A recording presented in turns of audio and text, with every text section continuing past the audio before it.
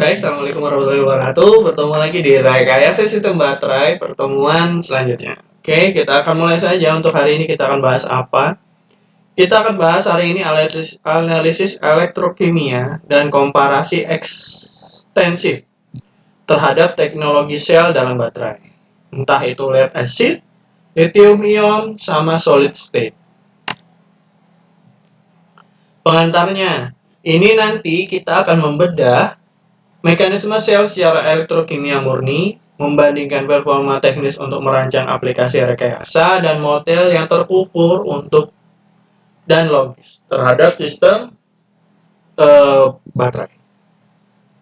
Outline-nya nanti adalah prinsip dasar elektrokimia, terkait komponen penyusunan sel baterai, reaksi redox, analisis teknologi lead acid terkait mekanisme klasik degradasi sulfatasi dan profil daya, analisis teknologi lithium ion, fenomena interkalasi bebas fase, LVF versus NMC, dan C layer. Masa depan solid state, eliminasi elektrolit cair, pencegahan dendrit, dan densitas ekstrim, komparasi data teknis, benchmark density energi, cycle life, dan tegangan operasional. Terus tugas analisis numerik, perhitungan kapasitas teoretis berbasis referensi MIT 262. Prinsip dasarnya elektrokimia itu menjelajahi bagaimana reaksi molekul spesifikasi yang diterjemahkan menjadi perbedaan potensial listrik yang dapat dieksploitasi beban rekayasa estopak. Dasar elektrokimianya, basicnya, kita akan masuk ke basicnya, itu baterai itu dia sebenarnya bekerja berdasarkan reaksi redox, adanya reduksi dan oksidasi, yang mana dia terjadi selama ada di dalam sel baterai tersebut. Jadi, tiga komponen utama yang ada di baterai ada anoda, elektroda negatif, katoda, elektroda positif, dan elektrolit beserta separator menjadi media. Kalau yang di listrik kabelnya, atau media saluran penghubungnya, atau media penyalurnya. Anoda nanti melepaskan elektrolit saat discharge. Katoda nanti menerima elektrolit tersebut. Jadi, anoda mereduksi, katoda mengoksidasi. Dan elektrolit memungkinkan ion nanti bergerak di dalam sel, sementara separator mencegah konsleting antara tadi perpindahan dari sel ion tersebut.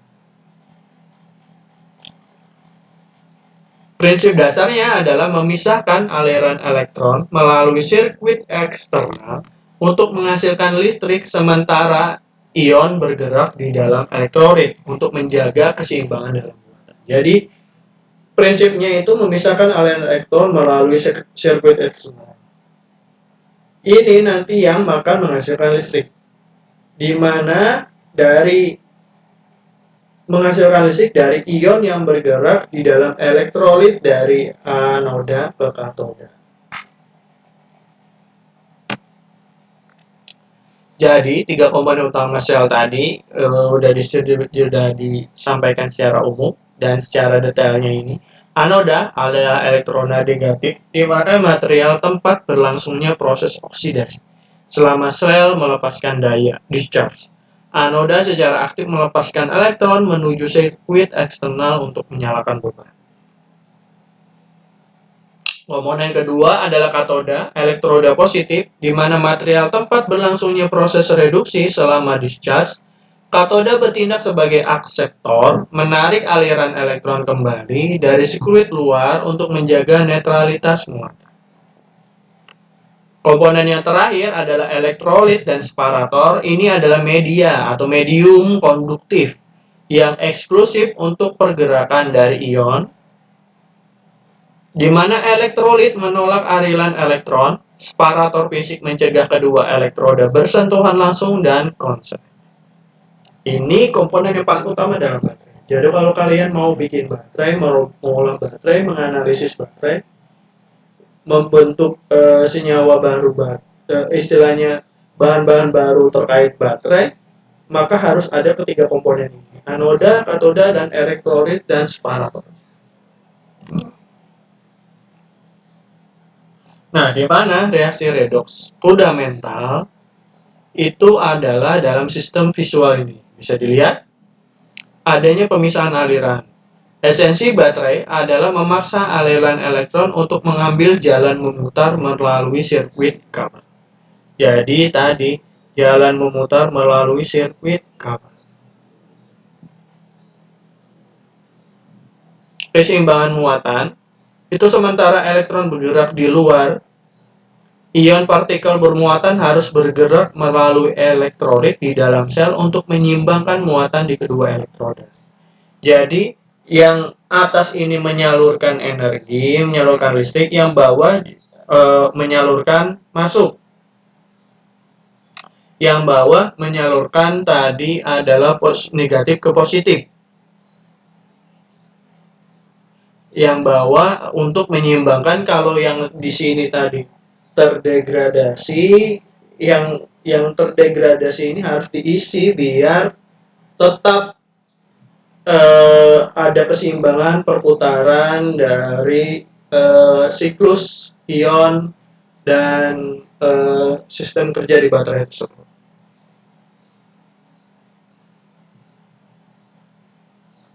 Gaya dorong.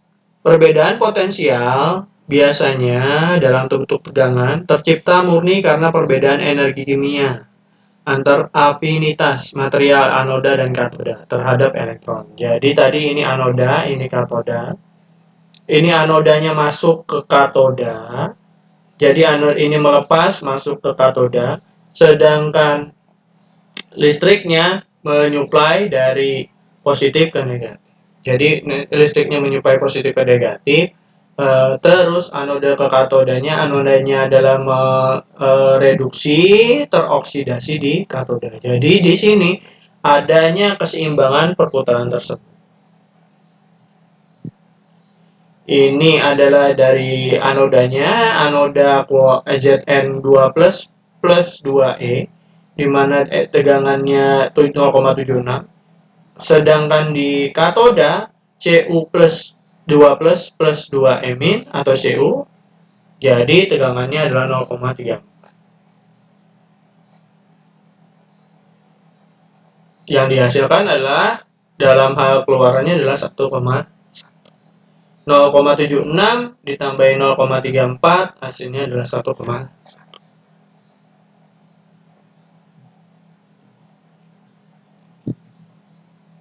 Ketika discharge atau versus charging.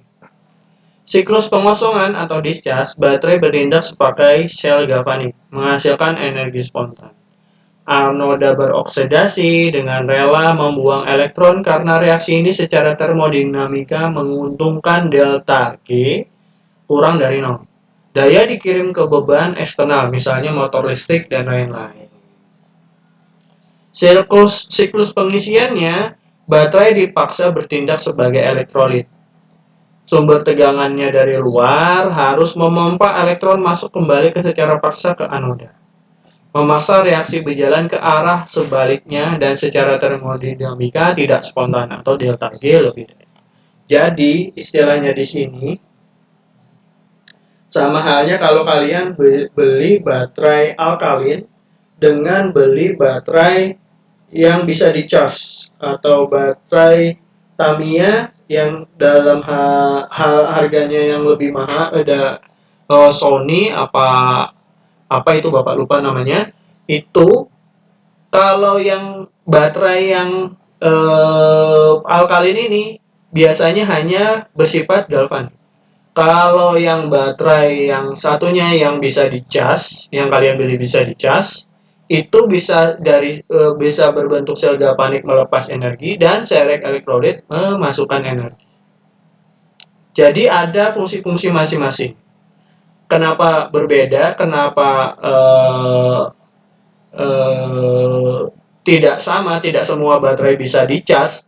Karena ada komponen-komponen yang mana tadi secara paksa memompa elektron masuk kembali secara paksa ke anoda. Ini ada juga komponen ini yang mana tidak dipunya di baterai-baterai alkalin yang misalnya hanya melepas.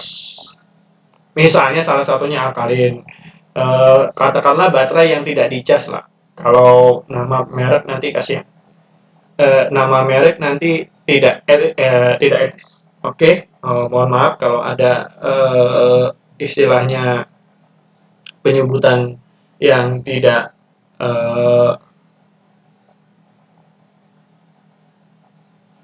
sesuai. Saya mohon maaf. Oke, lanjut. Kita masuk ke terminologi metrik kunci. Apa yang menentukan angka ini? Biasanya adalah terminologi metrik kuncinya potensial nominal selnya adalah 3,7 volt. Biasanya kalau kita lihat di nameplate baterai itu ada berapa volt tegangannya, berapa volt nilai tegangannya, entah baterai kotak, baterai bulat, baterai AA, baterai triple AA, dan lain-lain.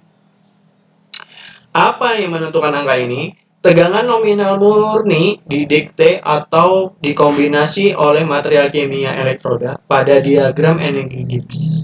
Bukan oleh ukuran fisik baterai, tetapi dari kapasitas AH. Dia menyatakan seberapa banyak elektron total yang dapat disimpan secara kimiawi. Sedangkan si rate adalah laju arus penarikan energinya. Jadi kalau 1C mengartikan penarikan arus yang akan menguras seluruh kapasitas 100% DOD tepat dalam waktu 1 jam. Jadi gini, misalnya 3,7 volt. 3,7 volt itu dalam satuannya ada biasanya AH.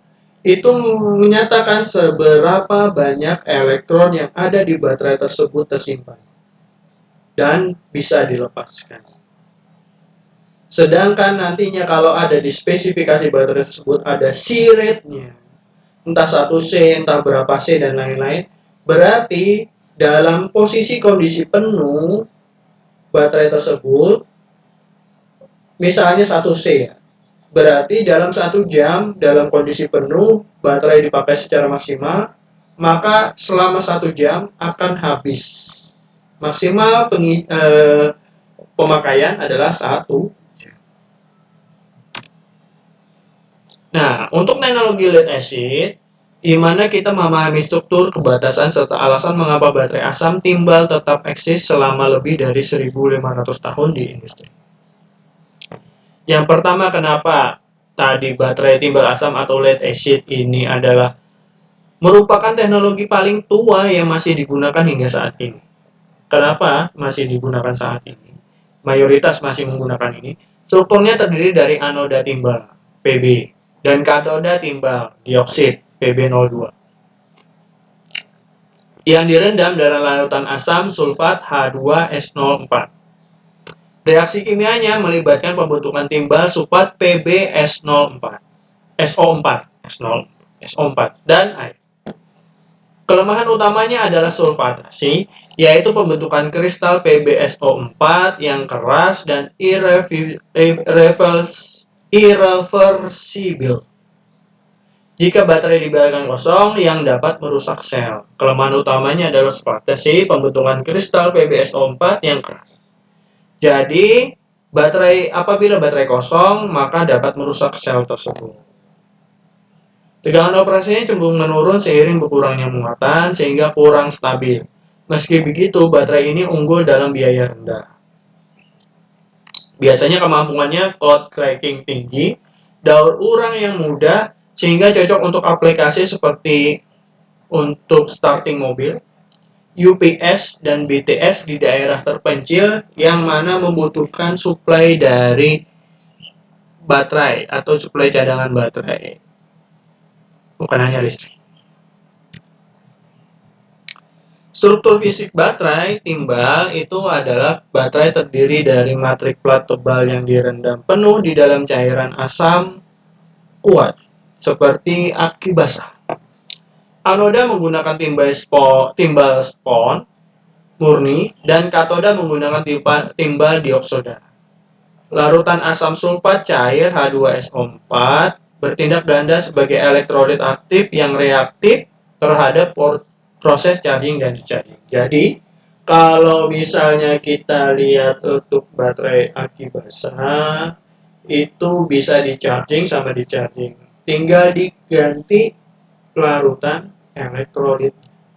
Jadi dikuras, elektrolitnya diisi, terus elektrolit baru tersebut diisi atau di-charge dengan ion-ion tadi. Sehingga dia bisa mengeluarkan energi.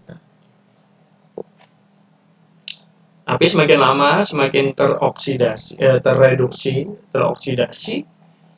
akan semakin menurun performanya dengan semakin banyaknya charging dan discharging. Nah, ini kinetika reaksi timbal asam, di mana reaksi konversi berat selama pemakaian daya, asam sulfat dikonsumsi secara besar-besaran, menghasilkan penumpukan garam sulfat keras di plat elektrod. Persamaan reaksi keseluruhannya adalah reaksi redoks Pb plus Pb02 plus 2H2S04 atau 2PbS04 plus 2H2O.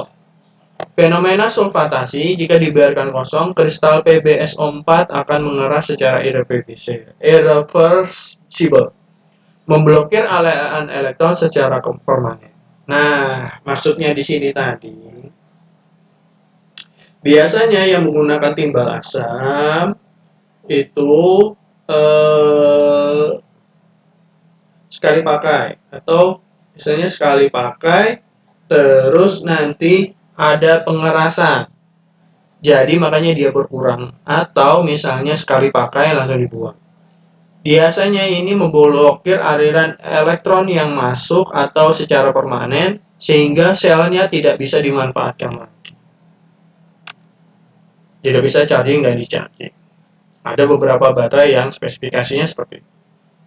Profil tegangan atau lead acid, biasanya 100% penuh, kapasitas SOC-nya sama 0% kosong dari 22 volt. Karakteristik kuva menurun. Kenapa? Karena tegangan operasi lead acid tidak stabil. Turun drastis seiringan penurunan status muatan yang ada di dalam baterai tersebut. Ini menyulitkan desain inverter atau sistem elektronika yang butuh tegangan input konstan pada saat ia digunakan. Jadi misalkan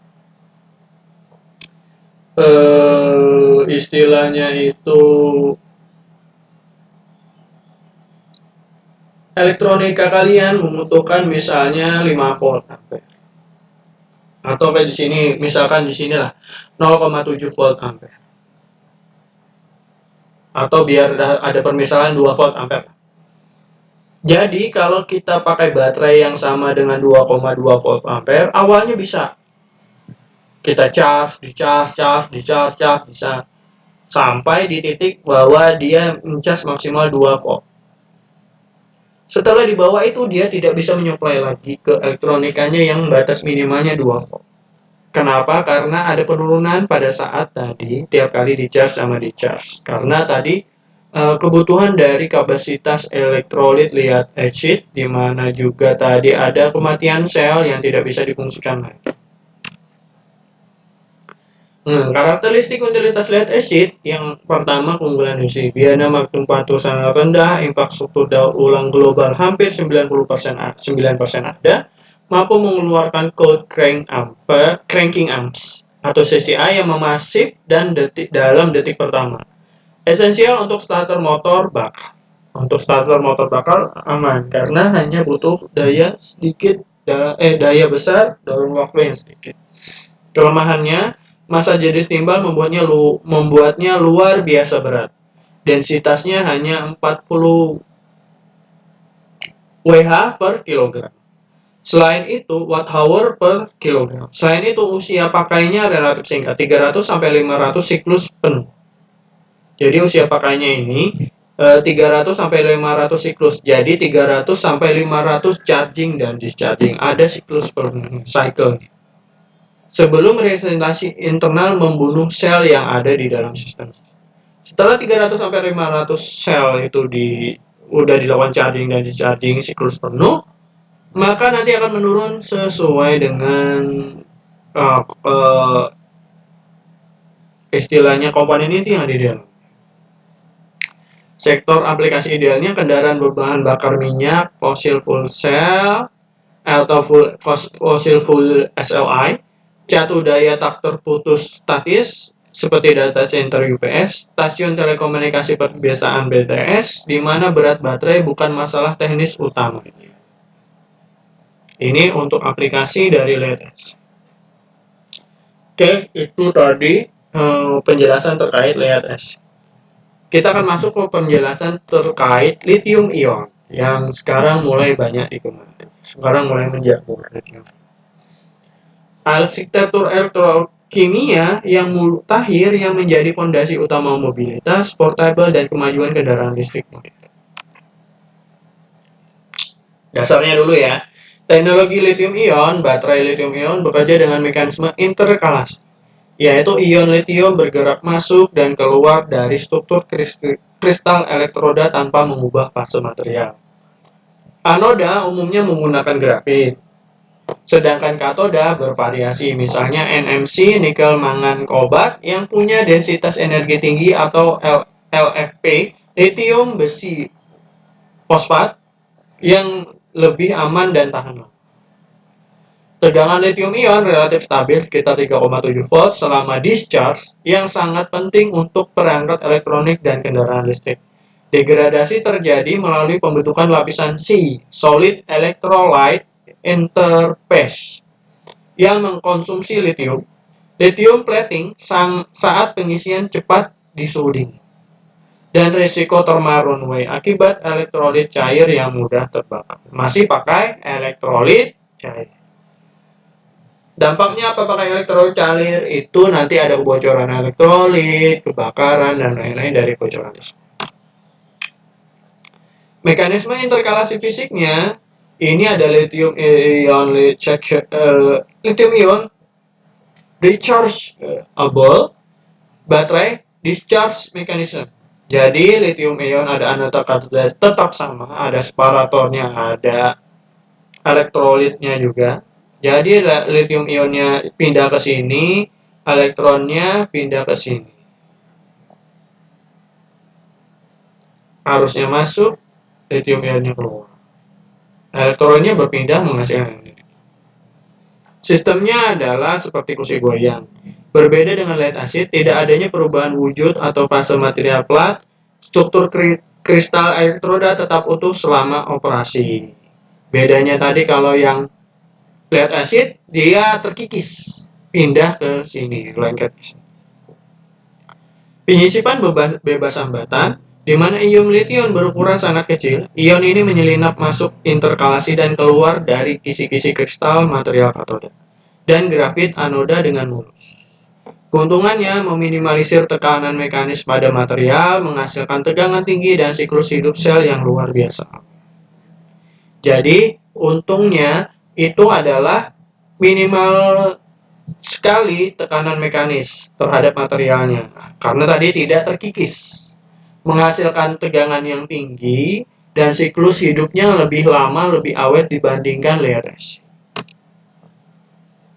Klasifikasi material lithium ion, variasi katoda atau powerhouse-nya itu NMC, nikel manganisasi kobalt.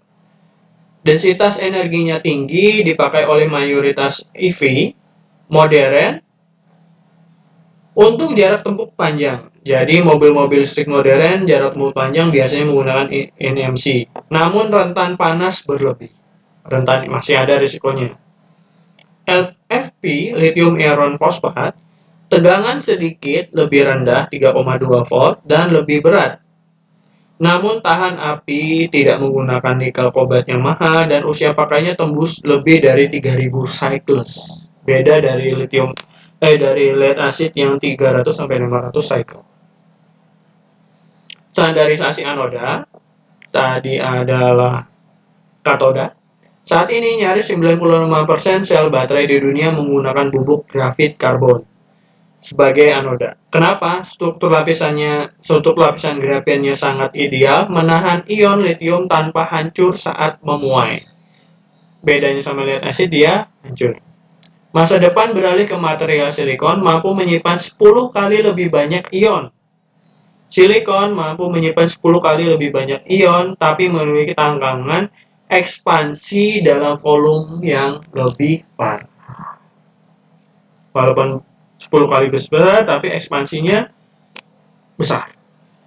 Profil tegangan lithium ion berbeda dari lead acid tadi normal. Kalau yang ini karakteristik kurvanya datar. Tegangan lithium ion sangat stabil, tertahan lama di 3,7. Hampir sepanjang waktu discharge. Ini luar biasa penting untuk mencegah penurunan daya mekanis mendadak pada saat IV dicabut. Pada saat motor listrik balapan atau kebutan. Jadi dari 42 stabil di 3,7, baru nanti kosong di persentase terakhir. Jadi 100% penuh di 42 volt, terus stabil misalnya di sini 70, stabil sampai sisa 20% baru turun. Jadi pada saat mengebut tidak ada masalah kalau menggunakan lithium. Mekanisme degradasi sel lithium ionnya atau Li-ion, pembentukan lapisan C, solid electrolyte interface, di mana reaksi alami antara elektrolit cair dan anoda grafit membentuk pelindungan tebal yang mengkonsumsi ion lithium aktif secara permanen setiap kali di charging. Kapasitas sel mengempis seiring waktu, kapasitasnya saja. Lithium plating, pembekuan logam, masa fatal saat memaksa pengisian cepat fast charging. Dalam suhu dingin ekstrim, ion gagal berinterkalasi masuk ke grafit, lalu menumpuk membeku menjadi logam padat di luar elektroda yang menghasilkan lithium plating tadi, pembekuan logam. Ini biasanya kasusnya kalau menggunakan fast charging. Thermal runaway, di mana elektrolit cair organik di dalamnya sangat volatil, mudah menguap dan terbakar. Jika separator bocor, konslet, dan lain-lain, panas eksotermis tak terbendung dapat meledakkan sel seketika. Ini apa istilahnya itu minusnya lithium ion. Makanya rata-rata power bank yang menggunakan lithium ion dan lain-lain,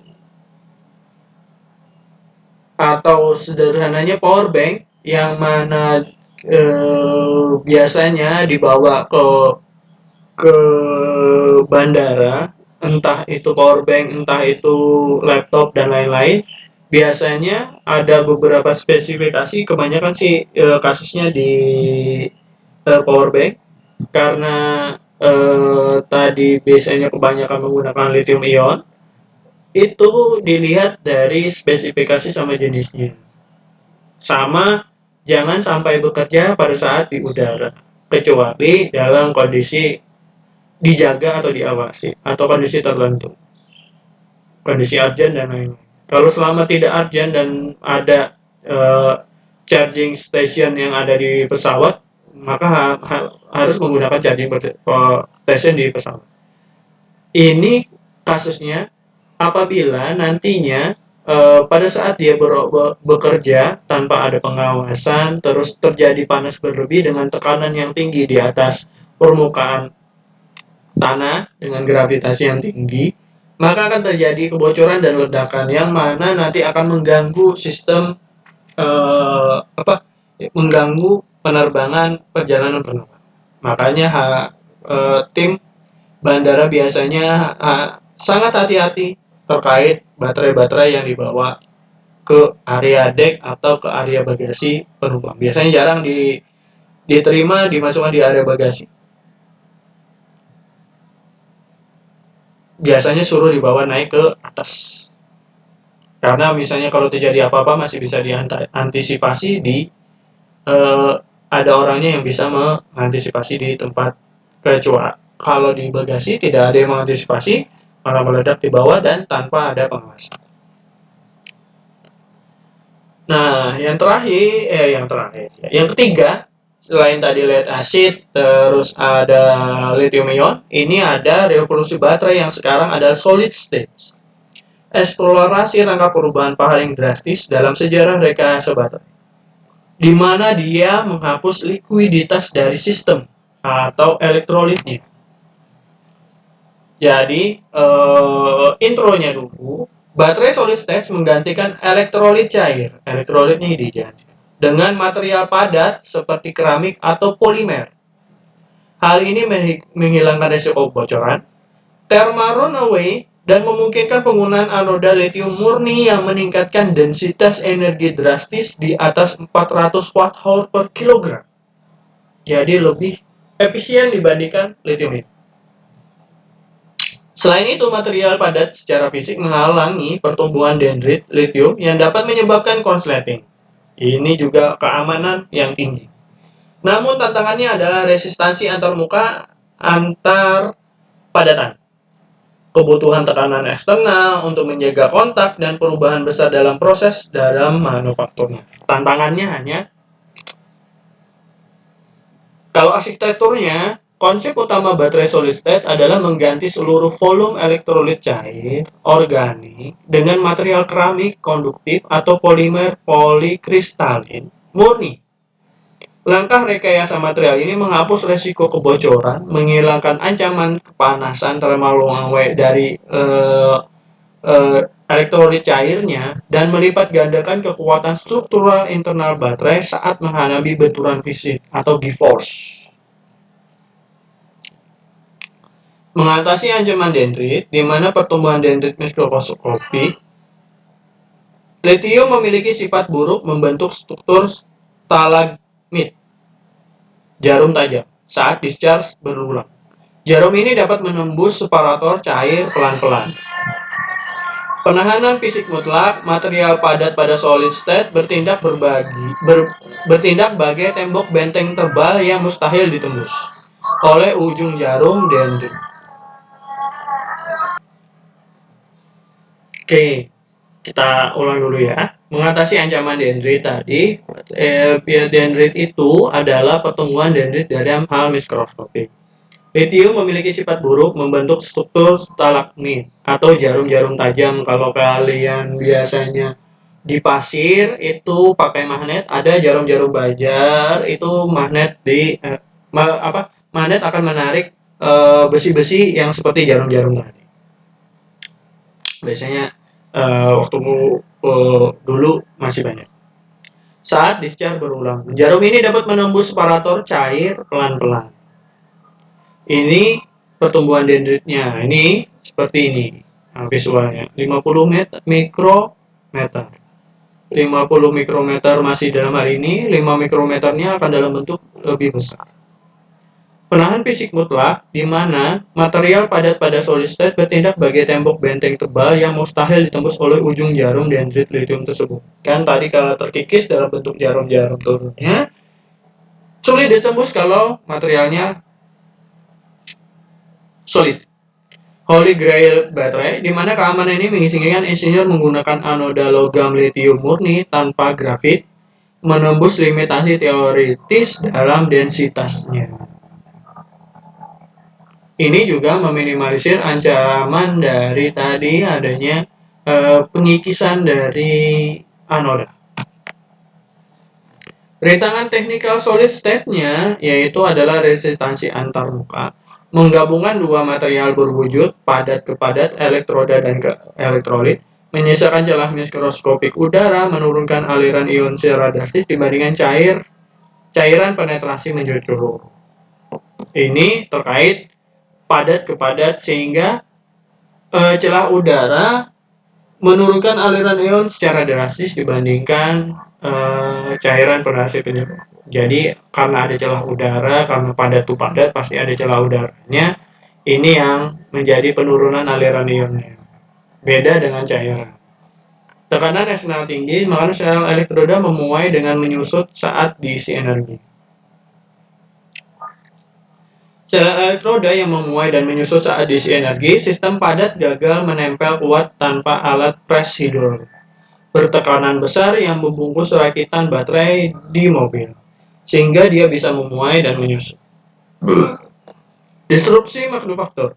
Ekosistem pabrik raksasa dunia saat ini dirancang spesifik menggunakan injeksi cair vakum. Produksi massal solid state menuntut desain mesin dan pabrik yang seluruhnya berbeda 100%.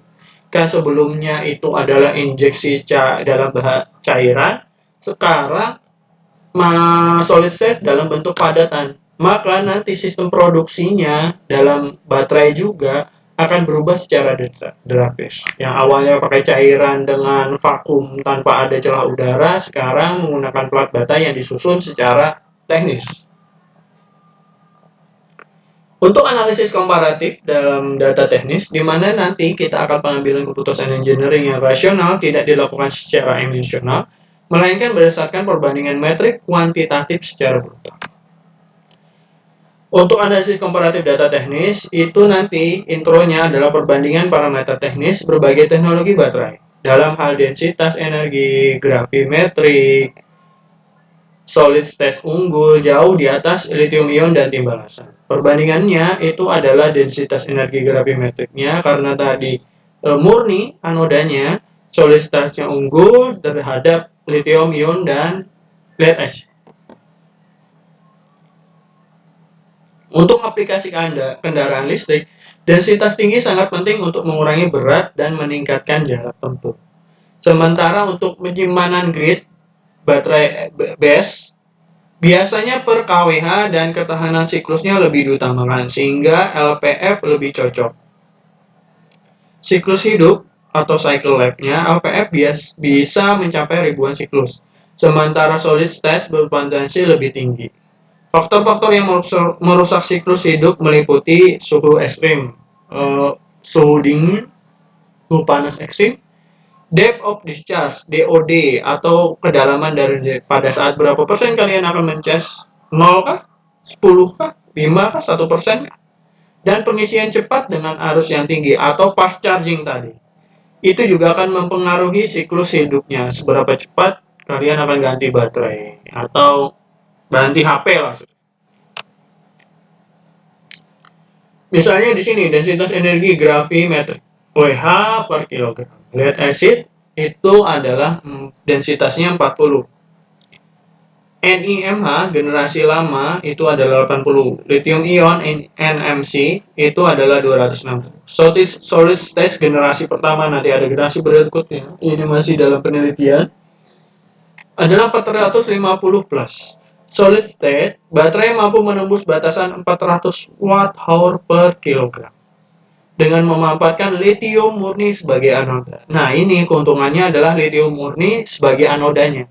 Hal ini menjanjikan revolusi penerbangan tak berawak drone kelas berat yang waktu tempuhnya lebih lama dari sekarang. Bahkan pesawat regional yang sekarang digunakan masih pakai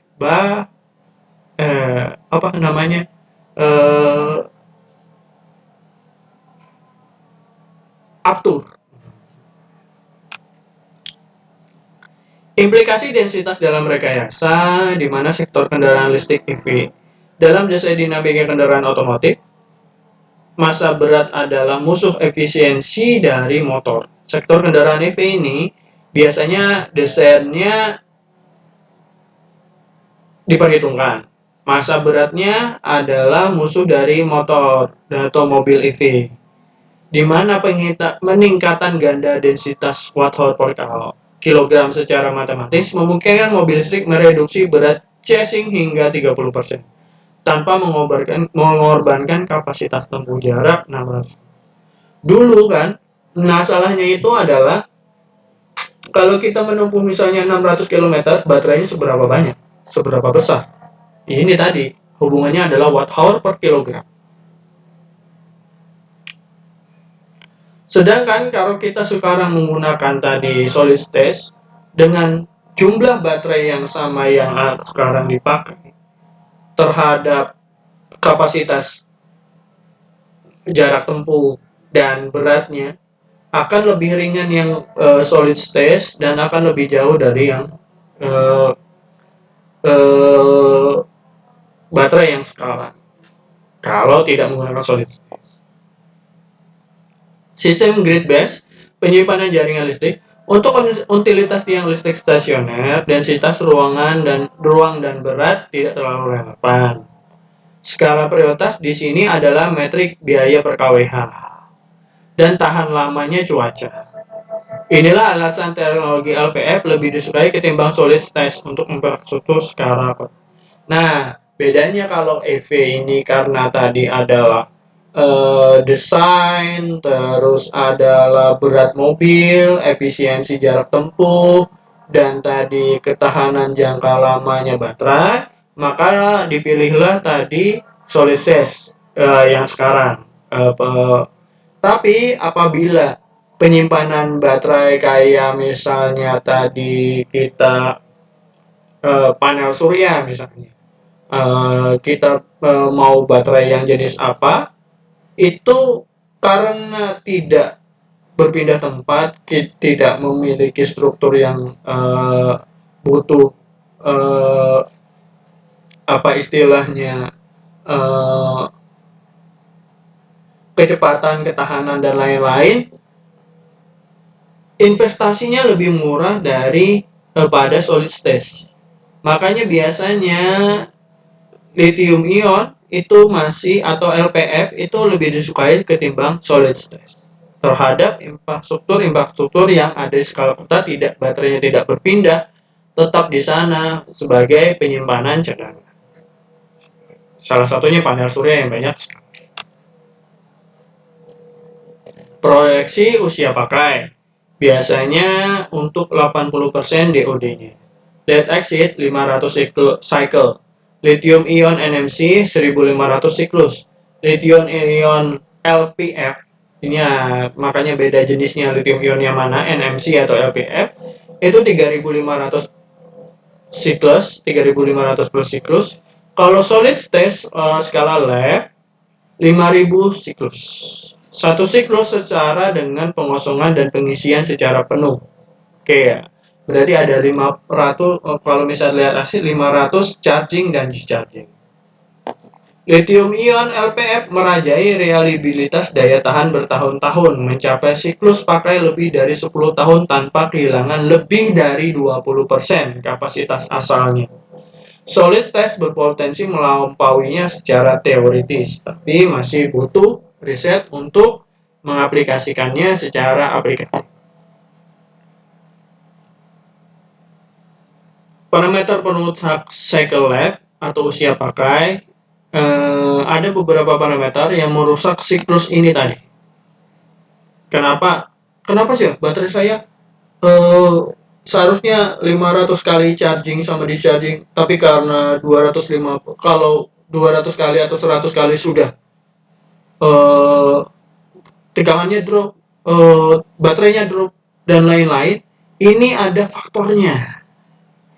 Beberapa parameter ini yang harus diperhatikan pada saat kalian membeli baterai atau merawat baterai.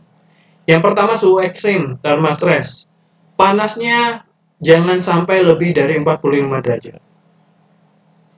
Kenapa? Ini akan mempercepat degradasi kimiawi lapisan dari dalam selnya, SEI-nya. Dan material cairnya akan terdegradasi. Juga dingin ekstrim di bawah 0 derajat. Ini nanti menahan atau mengurangi pergerakan ion, memicu endapan logam plating secara masif saat pengisian, sehingga nantinya endapan ini akan mengurangi tadi charging dan discharging lifetime. Oke, yang pertama ya dari suhu ya. Yang kedua DOD, depth of discharge. Memaksa siklus sel ke titik habis total 0% setiap kali 100% digunakan. Akan secara drastis menghasilkan kisi-kisi kristal elektroda. Nah, maksudnya di sini kalian biasanya pakai HP, sederhananya contohnya HP. Ngisi baterai sampai 100% full. Dari 100% full, main terus. Instagram, Facebook, dan lain-lain, YouTube, TikTok, dan lain-lain. Terus sampai baterainya 30% masih dimainkan, 20% masih dimainkan, 10% masih dimainkan, sampai drop atau mati, baru dicas. Ini akan menjadi salah satu faktor penusak atau menghancurkan kisi-kisi kristal elektroda. Jadi sarannya, jangan sampai batas pemakaian itu, menguji batas pemakaian itu di atas 80, di atas 80 dan bawahnya 20. Kenapa begitu? Jadi istilahnya gini, kalau kalian charging, Bapak juga biasanya Bapak ngecas itu maksimal di angka 90. 90 ke 9 ke 100 range-nya. Jangan sampai di atas itu. Kalau ke 80 lebih bagus lagi. Terus maksimal pengisiannya paling minimal pengisiannya itu adalah jangan sampai di bawah 20. Jadi di atas 20 atau 20 paling minimal itu harus dicas. Bapak biasanya sebelum 20 sudah dicas. Jadi harus diseimbangkan antara charging dan dischargingnya, jangan sampai habis dan jangan sampai kepenuhan untuk tadi mengamankan tadi baterai lifetime-nya. Sehingga nanti kita bisa mendapatkan umur baterai yang lebih lama 3 kali lipat. Nah, ini sekarang yang terakhir faktornya adalah fast charging arus tinggi, SIRET. Biasanya ini memompa arus secara agresif, berpotensi meremukan fisik material struktur internal anoda dan menciptakan panas berlebih di level partikel mikro. Nah, emang sih sekarang itu kapasitas dan kebutuhan fast charging sangat dibutuhkan oleh semua kalangan orang banyak. Karena semakin cepat ngecas, semakin cepat kita beraktivitas, semakin memudahkan dalam berkomunikasi atau bisnis. Tetapi fast charging juga kalau tidak sesuai peruntukannya dan tidak sesuai dengan standar-standarnya dan tadi terus-terusan melakukan fast charging, itu juga akan tadi mendegradasi dari material struktur internalnya. Nah, kemarin Bapak nemenin teman membeli HP baru. Katakanlah seperti itu. Terus salesnya bilang, salah satunya begini. Pada saat itu yang dibeli adalah Samsung dengan harga rate misalnya 2 sampai 3 juta, 2 sampai 4 juta. Dia bilangnya gini, baterai istilahnya ini HP biasanya rata-rata ada yang pakai charger, ada yang tidak pakai charger, dapat di dalam box. Terus disarankan oleh istilahnya salesnya itu, ini kami dapat kasih bonus chargingnya itu kan HP-nya misalkan Samsung dengan kapasitas pas charging atau charging maksimalnya adalah 66 watt hour atau 66 watt. 66 watt. Tapi kita direkomendasikan oleh salesnya dikasih 36 atau 38 atau di bawah 60. Terus kita tanya kenapa di bawah dikasih itu, kenapa nggak yang sesuai sama 60? Karena katanya bisa cepat, bisa menggunakan kapasitas yang ada, bisa juga yang sesuai 67 watt misalnya, watt hour misalnya, 67 full watt misalnya chargingnya. Tapi disarankan yang 30 karena berdasarkan pengalaman, karena sales kan banyak yang masuk katanya itu mereka rata-rata jual second hanya karena baterai lifetime-nya lebih cepat drop. Pergantian baterai banyak di sini, Pak atau Mas, katanya baterainya kebanyakan cepat drop. Kasusnya karena tadi menggunakan rata-rata fast charging, terus chargingnya dimaksimalkan sesuai 67 volt, terus di charge 67 volt, full sampai 100, baterainya dipakai sampai habis, terus di charge lagi. Ini yang menjadi terdegradasi dari materialnya, sehingga baterai-baterai yang baru sekarang, baterai-baterai yang tidak support, istilahnya pemutus dalam pada saat full charging, itu akan merusak baterai tersebut, atau akan banyak kasus drop voltage. Makanya juga industri sekarang juga selain fast charging, dia ada komponen tambahan lainnya entah di HP-nya atau entah di chargernya, itu adalah pemutus.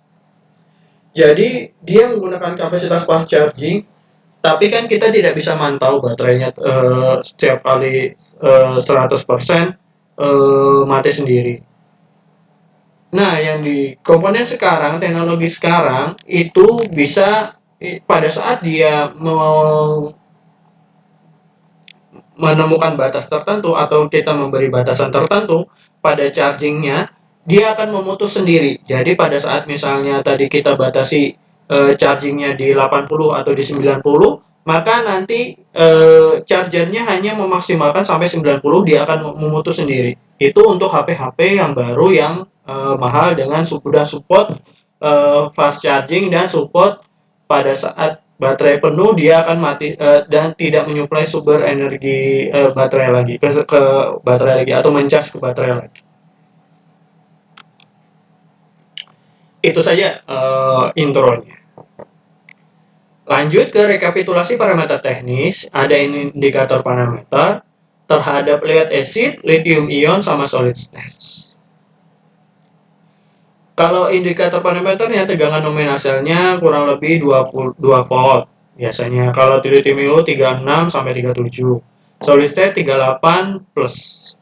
Densitas kapasitas gravimeternya rendah 30 sampai 50 watt-hour per kilogram. Lithium ion 150 sampai 260 watt-hour per kilogram. Kalau solid state lebih dari 400 watt-hour per kilogram. Laju resistensi termalnya aman, cairan non-eksplosif. Kalau lithium ion rentan bahaya, thermal runaway-nya sangat tinggi. Kalau solid state absolut aman, sistemnya bebas api karena solid. Efisiensi transformasi chargernya buruk, sekitar 75 sampai 85% rugi di panas. Kalau lithium ion sangat baik, sekitar 95 sampai 99%.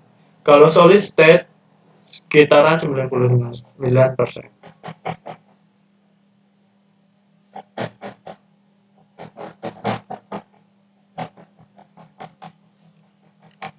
Nah, oke, masuk ke kesimpulan. Pemilihan teknologi baterai harus didasari pada kebutuhan aplikasi spesifik. Lead acid cocok untuk aplikasi yang membutuhkan biaya murah dan harus tinggi sesaat meski berat dan tidak tahan lama. Lithium ion, NMC, dan LFP menawarkan keseimbangan antara densitas energi siklus hidup dan keamanan sehingga dominan di EV dan elektronik portable. Solid state menjadikan revolusi dengan densitas energi sangat tinggi dan keamanan mutlak, namun masih dalam tahap riset dan pengembangan. Parameter teknis seperti tegangan, kapasitas, dan densitas tinggi, dan siklus hidup harus dipertimbangkan secara kualitatif untuk perancangan sistem baterai. Nah, rekayasa sistem baterai melibatkan pemahaman mendalam tentang elektrokimia, karakteristik material, parameter teknis untuk memilih teknologi yang tepat. Setiap jenis baterai memiliki kelebihan dan keterbatasan yang membuat ideal untuk aplikasi tertentu. Lead acid tetap relevan untuk aplikasi statis dan starter. Lithium ion mendominasi kendaraan listrik dan perangkat portable. Sementara soliditas merupakan masa depan dengan potensi densitas energi dan keamanan yang luar biasa. Keputusan engineering harus didasari pada data kuantitatif seperti densitas energi, siklus hidup, biaya, dan keamanan. Oke, ini ada tugas mengacu pada literatur MIT 2,625.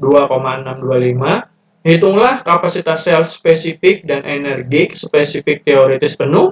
Diketahui data metrik material praktisnya kapasitas katoda lithium cobalt O2-nya adalah 140 mAh per G. Kapasitas anoda grafitnya 372 mAh per G. Tegangan nominal selnya 3,7 volt. Tahap 1, hitunglah kapasitas teoritis totalnya mH dalam C sel, terus konversi menjadi energi densitas C sel dengan tegangan nominalnya. Itu nanti diselesaikan, terus dikumpulkan sesuai dengan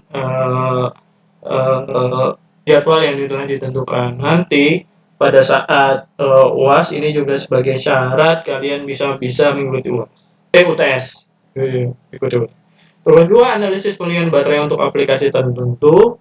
Buatlah studi kasus perancangan sistem baterai untuk salah satu aplikasi berikut. Entah kendaraan listrik dengan jarak tempuh 200 km per pengisian, sistem penyimpanan energi rumah dengan kapasitas 10 kW untuk cadangan listrik, drone pengirim barang yang membutuhkan bobot ringan dan daya tahan terbang 30.